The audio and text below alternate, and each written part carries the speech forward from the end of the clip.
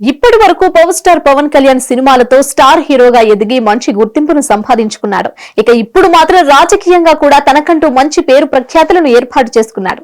ఇక మొత్తానికైతే ఆయన పిఠాపురం ఎమ్మెల్యేగా కొనసాగడమే కాకుండా ఈసారి ఎన్డీఏ కూటమి గవర్నమెంట్ ను ఫామ్ చేయడంలో తనను మెయిన్ లీడ్ పోషించారు. ఇక 2019 ఎలక్షన్స్ లో ఒకే ఒక్క సీట్ ని గెలిచిన పవన్ కళ్యాణ్ ఇప్పుడు మాత్రం 21 ఎమ్మెల్యే స్థానాలను 2 ఎంపీ స్థానాలను గెలిచి తన స్టామినా ఏంటో ప్రూవ్ చేసుకున్నాడు. ఇలా గట్టి పట్టుదలతో చంద్రబాబు నాయుడిని సీఎం కుర్చీలో కూర్చోబెట్టాడు. ఇక ఇది చూసిన చాలా మంది పవన్ కళ్యాణ్ ఎప్పుడు సీఎం అవుతాడు అంటూ పలు రకాల అభిప్రాయాలను అయితే వ్యక్తం చేస్తున్నారు. అయినప్పటికీ పవన్ కళ్యాణ్ 2029లో పక్కాగా సీఎం కుర్చీని దక్కించుకుంటాడు అనేది మాత్రం చాలా స్పష్టంగా తెలుస్తోంది. ఎందుకంటే ఇప్పటికే జగన్ పాలనని రాష్ట్రం నుంచి పోగొట్టాలనే ఉద్దేశంతోనే తనను తెలుగుదేశం పార్టీతో పొత్తు పెట్టుకున్నారని పవన్ కళ్యాణ్ పలు సందర్భాల్లో చెప్పుకొచ్చారు. వాస్తవానికి చెప్పాలంటే ఇప్పుడు పవన్ కళ్యాణ్ ఒంటరిగా పోటీ చేసి ఉంటే మళ్లీ జగన్ ప్రభుత్వమే వచ్చేది. అందుకే పవన్ కళ్యాణ్ ప్రభుత్వ వ్యతిరేక ఓటు చీలకూడదనే ఉద్దేశంతోనే పొత్తు పెట్టుకున్నాడు.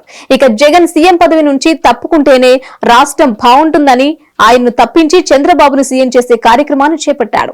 ఇక మొత్తానికైతే వచ్చే ఎలక్షన్స్ లో పవన్ కళ్యాణ్ తన పార్టీ పలుకుబడిని మరింత పెంచుకొని సీఎం అవ్వడానికి రెడీగా ఉంటాడు. అప్పటి వరకు తెలుగుదేశం పార్టీ నుంచి చంద్రబాబు నాయుడు కూడా అంత యాక్టివ్ గా ఉండలేరు. ఏది ఏమైనా నెక్స్ట్ ఎలక్షన్స్ లో పవన్ కళ్యాణ్ కి సీఎం గా మారే అవకాశాలు అయితే బలంగా ఉన్నాయి. అందుకోసమే ఆయన ఆంధ్రప్రదేశ్ భవిష్యత్తు తనే అని గట్టిగా నమ్ముతున్నాడు.